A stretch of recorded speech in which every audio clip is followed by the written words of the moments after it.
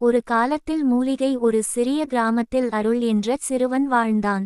அவனுக்கு ஒரு விசித்திரமான தோன்றல் டெண்டன்சி இருந்தது, எதை பார்த்தாலும் அதில் நல்லதை தேடுவது. ஒரு நாள் மழை பெய்து கிராமம் முழுக்க களிமண் ஆனது. எல்லோரும் கோபமாக இருந்தார்கள். ஆனால் அருள் சிரித்துக்கொண்டே வெளியே ஓடினான். ஏன் சிரிக்கிறாய் என்று மக்கள் கேட்டார்கள். அவன் சொன்னான், மழை இல்லையென்றால் விதைகள் முளைக்காது, களிமண் இல்லையென்றால் பூமி உயிர் பெறாது. அந்த இரவு அருள் தூங்கிக் கொண்டிருக்கும்போது ஒரு மாயத் தெய்வம் அவன் கனவில் வந்தது. ஒளிரும் நட்சத்திரம், உன் மனதில் இருக்கும் நல்லதை பார்க்கும் பழக்கம் ஒரு சாதாரண பழக்கம் இல்லை என்று அது சொன்னது. அது ஒரு மந்திரம்.